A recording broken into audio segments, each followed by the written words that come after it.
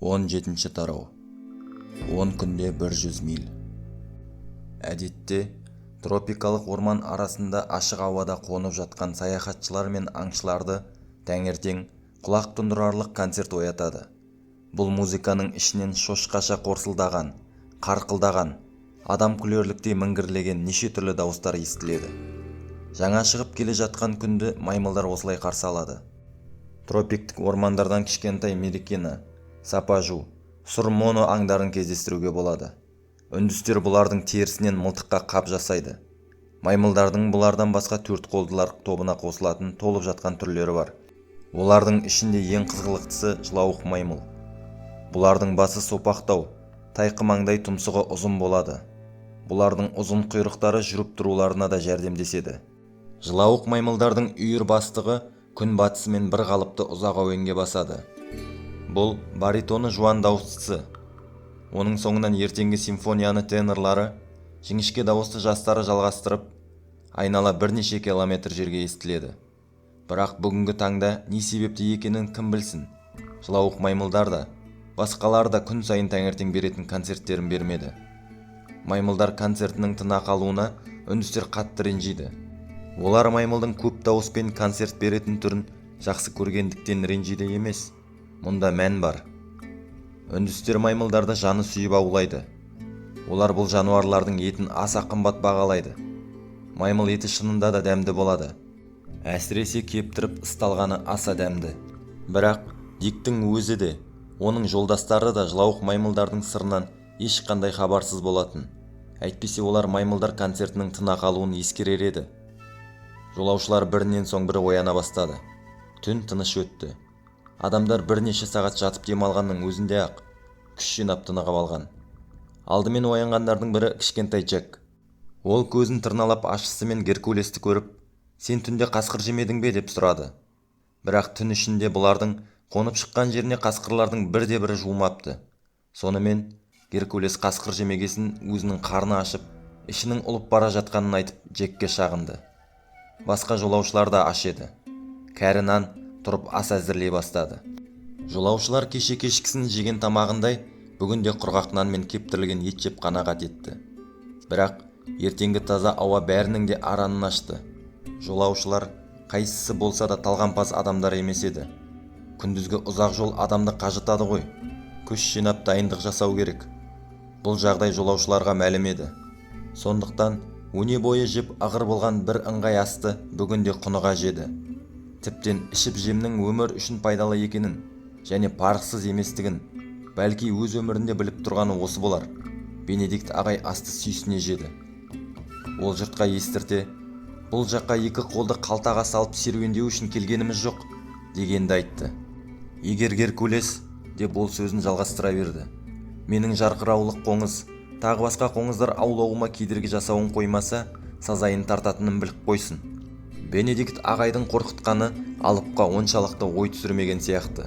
Бірақ жас келіншек Геркулесті оңаша шығарып алып, мына сақалды сәбидің көзден таса болмай, алысқа ұзамай ойнауына лұқсат етерсің, деп ескертті.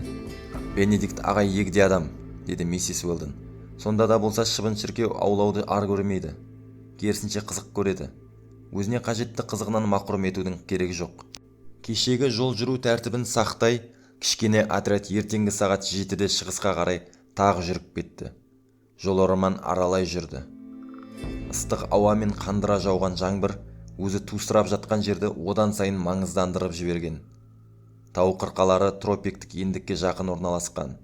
Жаз айларында күн бұл жерге тіптіке төбеден түседі. Дымқыл жер қыртысының астыңғы қабатына түскен кезде үстіңгі қабаты жылуды мол жинап алады. Сондықтан бұл өлкенің қалың орманды болуы таң қаларлық жағдай емес. Герристің айтуына қарағанда, кішкене отряд Пампастар тауында жүр. Диксент бұл жағдайды ғажап қайшылық деп шамалайды. Пампа, үндістер тілінде жазық деген сөз.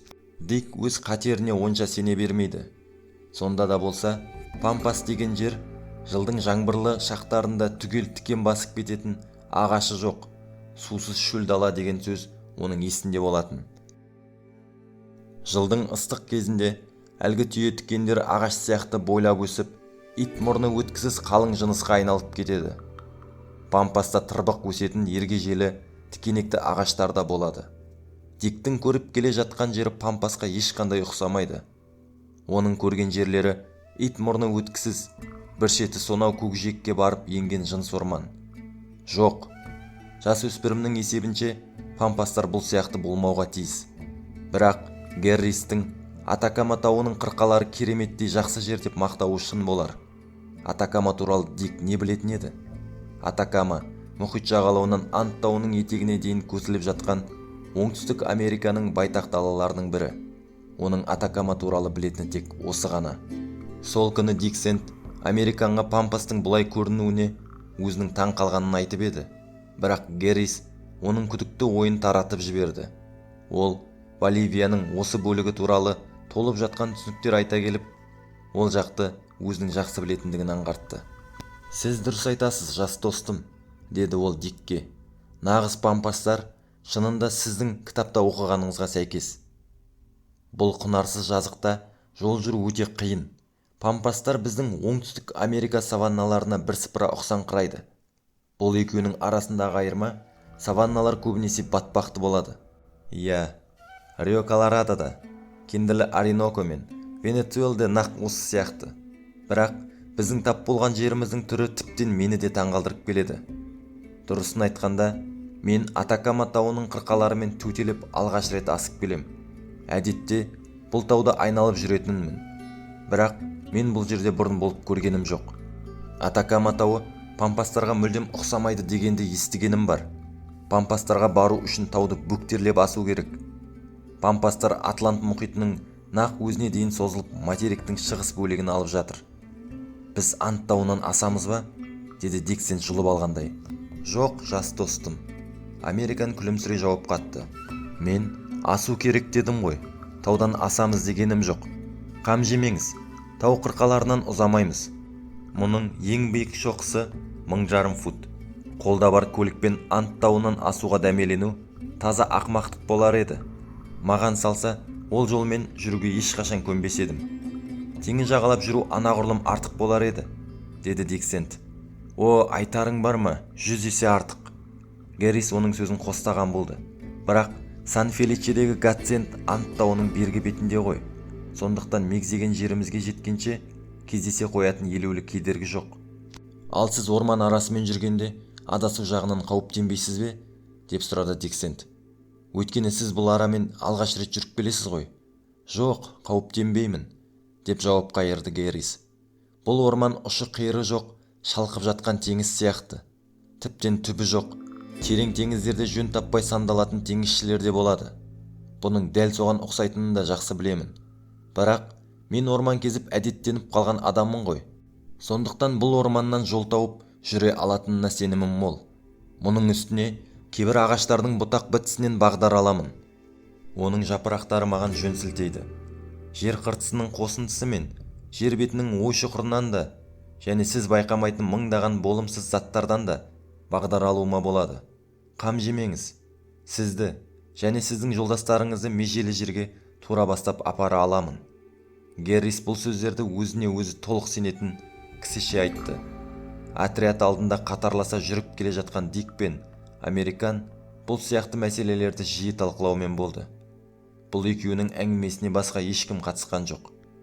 Жасөспірімнің ойындағы кейбір күмәнді пікірлерді таратуға Американның шамасы келмей қалса, ондайларды әзірше іште сақтай тұруды мақұл көрді Дик Сэнд. Сәуірдің 8-і, 9-і, 10-і, 11-і және 12-сі күндері ешқандай уақиғасыз өтті.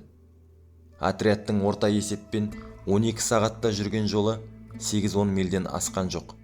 Қалған уақыттары кідіріп, тамақтану мен түнгі демалысқа кетті. Жолаушылар өздерінің кәдімгідей қажалып қалғандарын сезді. Бірақ ауру сырқаудан тегіс аман еді.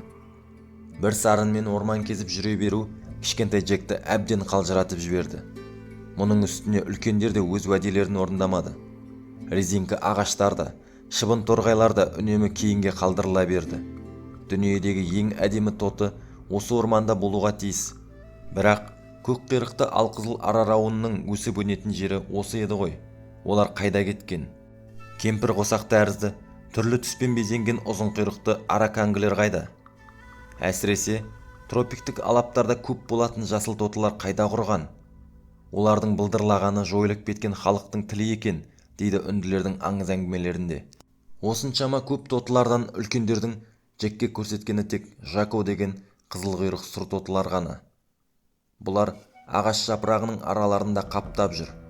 Бірақ кішкентай Джек Жаконы бұрында көрген. Оларды дүниенің түкпір-түкпіріне апарады. Бұл тотының түрі үйлесімсіз былдырлап, екі континенттегі адамдардың құлақтарын тұндырған. Майда тілді тотылардың бәрінен адам тілін Жако жақсы біледі. Егер Джек наразы болса, Бенедикт ағайдың да қуанарлықтай дәлелі жоқтығын айта кету керек. Расын айтқанда, енді оның ағаш арасын тіміскілеуіне ешкім кедергі болмады. Әйтсе де, күні бүгінге дейін коллекциясынан көрнекті орын аларлықтай бірде-бір жәндік іздеп тапқан емес. Бұл ара жарқырауық қоңыздардың ордасы болуға тиіс еді. Алайда, олардың жалғыз жарымы болса да, отряд жүрген жерден кездеспей ақ қойды. Бұл жағдай ғалымның ісіне әдейі қастандық жасаған тәрізді еді. Сорлаған ғалымды табиғат мазақтаған тәрізді болды. Бенедикт ағайдың өне бойы жабығыңқы жүруі таңқаларлық уақиға емес. Отряд соңғы 4 күнді де оңтүстік шығысқа қарай жүрумен өткізді. Олар сәуірдің 16-сына дейін мұхит жағалауынан кем дегенде 100 миль ұзап кеткен. Егер Геррис адаспаған болса, бұлардың бүгінгі қонып шыққан жерінен Сан-Феличедегі Гациенд 20 мильден артық емес. Демек, ең ары болса 48 сағатта жолаушылар Мемандас Гациендтің қонағы болуға тиіс. Отряд Атакама қырқалардың бір шетінен түсіп, бір шетінен шықты деуге болады. Сонда да болса, соншама ұзаққа созылған жолда жергілікті халықтардың бірде-бірі кездеспеді. Дик Сент-Пилигримнің басқа бір жерде апат болмағанына қатты өкінді. Егер Пилигрим 2-3 градус оңтүстікке немесе солтүстікке таман қираса, миссис Уэлдон жолдастарымен бірге плантацияға, қыстаққа немесе бірер қалаға әлдеқашан жетер еді. Бірақ бұл өлкенің халқы жерін тастап ауып кеткен деуге болады. Соңғы күндердің ішінде отрядтың алдынан жиі-жиі хайуандар кездесе бастады. Кешкісін әлде қайда алыстап белгісіз бір аңның созып ұлаған дауысы естіле берді. Бұл ұлып жатқан жалқау маймыл ғой деп түсіндірді Геррис. 16 сәуір күні отряд түскі демалысқа тоқтаған кезде ауаны жара ысқырған бір түрлі ащы дыбыс естілді. Бұл ысқырық миссис Уэлдонға тіпті жат сезілді. «Бұл не?» деп сұрады ол сасқалақтап ұшып тұра келіп. «Жылан!» деп айқайлады Джек. Дик Сент мылтығын ала салып, миссис Уэлдонды қалқалай берді. Шынында да, осы маңайдағы қалың шөптің арасымен жылжып келе жатқан бауырымен жорғалаушылар тобының бір түрі болар. Алып жылан айдаһар болуы да мүмкін. Олардың кейбіреулерінің ұзындығы 20 футқа жететінді. Бірақ миссис Уэлдонды Геррис тыншайтып қойды. Қорқып қалған әйелге жәрдем еткелі ұмтылған Дик пен негрлерге де отырыңыздар дегенді айтты. «Бұл айдаһар емес, айдаһар ысқырмайды», деді американ. «Тынышталыңыз», деп үстеді ол. «Зиянсыз хайуанды үркітпеңіз». «Бірақ бұл нендей хайуан?» деп сұрады Дик Сент. Ол кезі келіп қалған жағдайды пайдаланып қалуды көздеп, бұл жақтың сыр сипатын американнан анығырақ сұрап білгісі келді. Американ да жалындырып тұрмай айта берді. «Бұл бөкен ғой, жас достым», деп жауап қатты американ. «О, оны мен де көрейінші», деп айқайлады кішкентай Джек. «Оны көру тым қиын, балам», деді Геррис. «Өте қиын». «Сонда да болса, бұл ысқырғыш бөкендерге мүмкін жақындай алармын?» деп сұрады Дик Сент. «Сіз 3 аттап үлгермейсіз», деп американ басын шайқады. «Олар үйірімен қаша жөнеледі. Босқа азаптануыңыз орынсыз болар». Бірақ Дик Сент өзінің ептілігі мен мергендігіне сеніп еді. Мылтығын ала салып, қалың шөптің арасымен еңбектеп жөнелді. Бұл уақытта кішкентай мүйіздері біздей өткір, көркем денелі бірнеше бөкен құйындата зымырап, әлде қайда алыстап кеткенді. Олардың жирен жүндеріндегі күрең дақ ағаштардың қара көлеңкесінде жылтылдап бара жатты. «Мінеки, көрдіңіз бе? Сізге айтып едім ғой», деді Геррис, жас жігіт қосқа қайтып келген соң. Бөкендер әп-сәтте ғайып болды. Тіптен оларды анықтап көре де алмай қалды. Отряд сол күні тағы бір үйір ғажап хайуандар көрді. Бірақ өте алыстан көрінгенмен, бұл жолы ол хайуандарды Дик Сент анықтап қалды. Бұлардың көрінуі Геррис пен басқа жолаушылардың арасында недәуір қызғылықты таластар туғызды. Түстен кейін сағат 4-тің кезінде кішкене отряд орман алаңына кідіріп шамалы уақыт демалды. Сол кезде олардан бірнеше жүз қадам қашықтықтағы орман арасынан өзге түрлі бір үйір ірі хайуандар көрінді де бірден қаша жөнелді. Дик Сэнд Американның сан рет ескерткеніне қарамастан иығына асулы мылтығын ала салып кезей берді. Бірақ шаппаны шаптыра бергенде Гэррис мылтықтың ұңғысын жалма-жан итеріп жіберді. Дик Сэнд аса мерген болса да, бұл жолғы оғы дарымай мүлт кетті. Атпаңыз деп міңгірледі Гэррис. Бұл керек екен, деп айқайлады Американның ескертуіне құлақ аспаған Дик. Керек? Деп қайталады кішкентай Джек. Маған керекті көрсетіңіздерші. Керек деймісің? Деп қайталап сұрады миссис Уэлдон. Шырағым Дик, сен қателесіп тұрсың. Оңтүстік Америкада керік болмайды ғой. Әрине, бұл жақта керік болу мүмкін емес, деді Гэррис ренжіген пішінмен. Әйтпесе бұлар нендей хайуан? Не деп жоруға өзім де білмей тұрмын, деп жауап қатты Гэррис. Сіздің көзіңіз алданып қалған жоқ па, жас достым? Мүмкін бұл түйеқұс болар. Түйеқұс? Миссис Уэлдон мен Дик қосарлана қайталады. Екеуі де аң-таң болып, біріне бірі қарап қалған. Иә, кәдімгі түйеқұс, деп өзеленеді Гэррис. Бірақ түйеқұстың нәсілі құс қой, деді Дик. Ендеше олар екі аяқты, нақ соның өзі, деп Гэррис оның сөзін бөлді. Менің де көзім соны шалып қалды. Зымырап бара жатқан екі аяқты хайуандар. Екі аяқты? Деп қайталады жасөспірім. Алмаған төрт аяқты болып көрінді, деді Том қарт. Бізге де, деп жамырасты Бат, Актеон және Остин. Төрт аяқты түйеқұс болады екен-ау. Гэррис қарқылдап тұрып күлді. Табиғаттың мазағы деп міне осыны айт.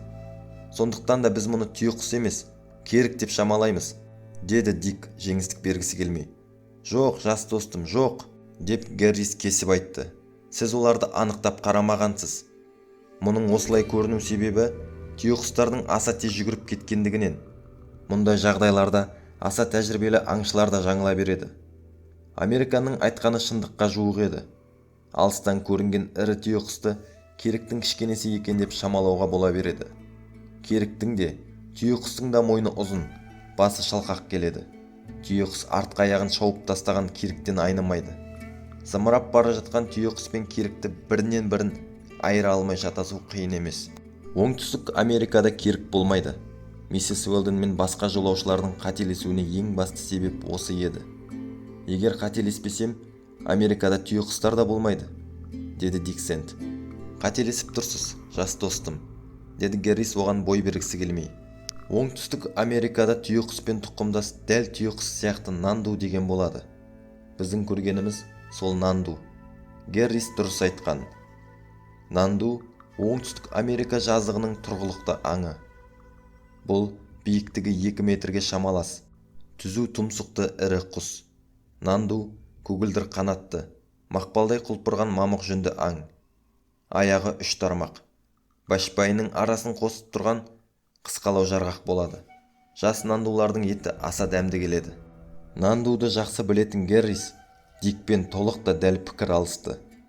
Миссис Уэлдон мен басқа жолаушылар өздерінің қателескендіктерін амалсыз мойындады. Мүмкін біз түйеқұстардың тағы бір тобына кездесерміз, деді Гэррис. Екі аяқты құсты төрт аяқты хайуан деп тағы қателеспеу үшін оларды әбден анықтап қарауға тырысыңыздар. Ал, жас достым, ең абзалы менің мәслихатымды ұмыта көрмеңіз. Хайуанның нендей түріне кездессеңіз де, шарасыздың күнінде ғана болмаса, ата көрмеңіз. Азыққа бола аң аулаудың керегі жоқ. Азығымыз жетерлік. Мен мылтық даусын шығарып өзіміздің осында екенімізді білдірмеу керек деп баста ескерткенмін. Сол сөзімді тағы да қайталаймын. Гэрриске Дик Сэнд ешқандай жауап қайырмай терең ойға шомды. Оның ескі күдігі қайта қозды. Ертеңіне сәуірдің 17-сі күні отряд ерте тұрып жолға шықты. Гэррис жолаушыларды ең ары кетсе 24 сағатта Сан-Феличедегі Гатсентте боласыздар деп сендіргенді. Миссис Уэлдон, деді ол, сізді онда құрметтеп қарсы алады. Бірнеше күн жатып демалып, тынығып күш жинап аласыз. Сіздің Сан-Францискодағы әдеттеніп қалған сән-салтанатыңыз ол жерде түп-түгел табылмауы мүмкін.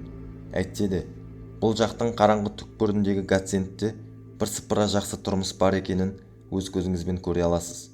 Біздер кісі сенбестей жабайылар емеспіз ғой.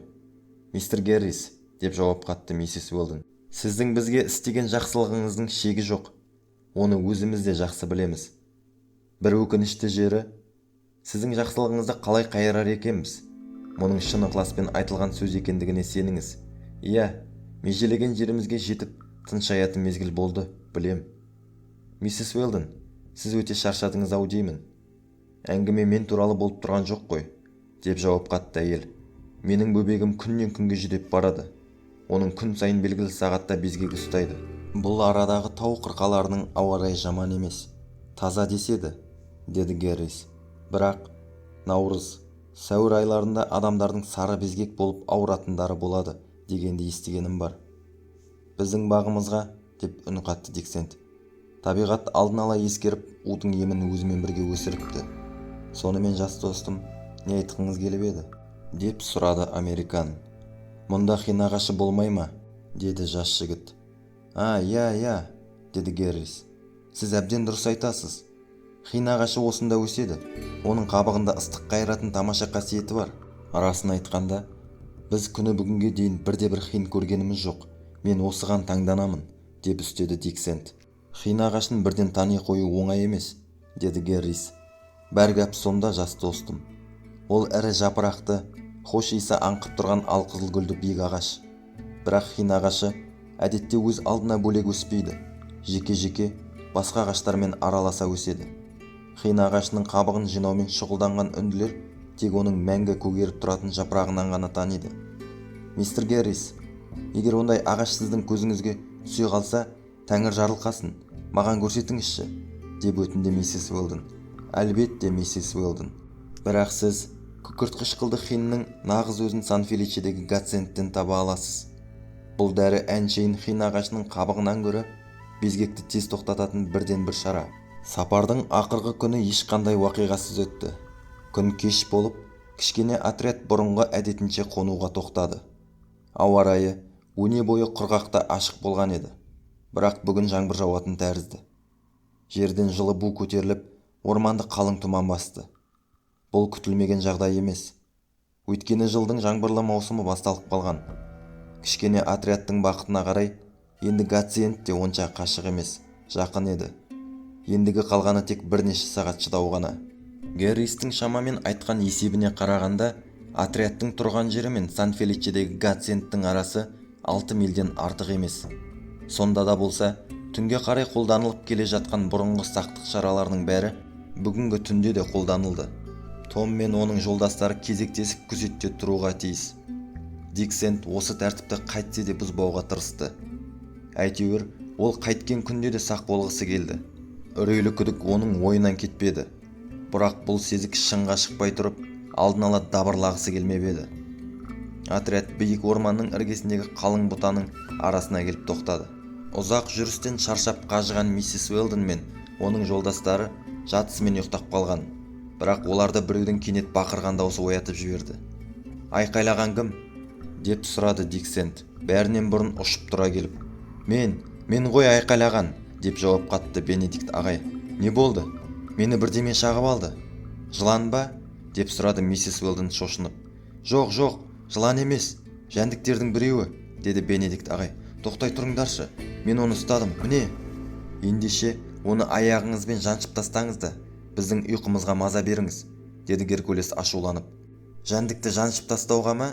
Деп айқайлады Бенедикт ағай. Қой, оныңыз болмас. Жоқ, мен оны көруім керек. Түкке тұрғысыз бір шіркей шығар, деді Гэррис иығын бір қозғап қойып. Жоқ, деді Бенедикт ағай. Бұл шыбын болғанда да аса қызғылықты шыбын. Диксент өзінің қол фонарын жақты да Бенедикт ағайдың қасына барды. Жасаған-ау, мен не көріп тұрмын, деп ғалым айқайлап жіберді. Қаншама еңбек зая кетті деп қатты ренжіген едім.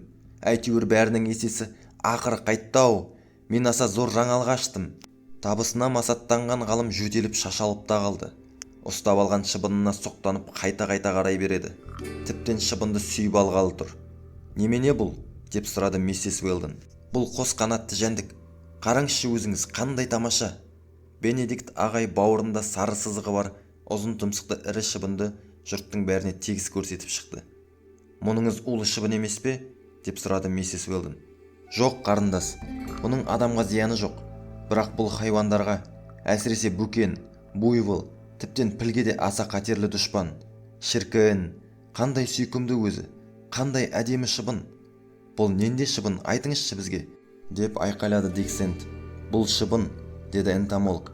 Бұл менің қолыма ұстап тұрған сүйкімді шыбын. Бұл цеце. Бұл шыбын жөнінде осы күнге дейін тек бір ғана континент мақтана алады. Ғалымдардың бірде-бірі цецені Америка жерінен әлі күнге көрген емес. Бұл қарғыс атқан шыбын бұған дейін дүниенің қай бөлегінде болғанын Бенедикт ағайдан сұрауға Диктің батылы бармады. Мына уақиғаның кесірінен ұйқылары бұзылған жолаушылар қайтадан жатып ұйқыға кірісті. Бірақ Дик Сэнд қатты қажыса да, таң атқанша кірпік ілмеді.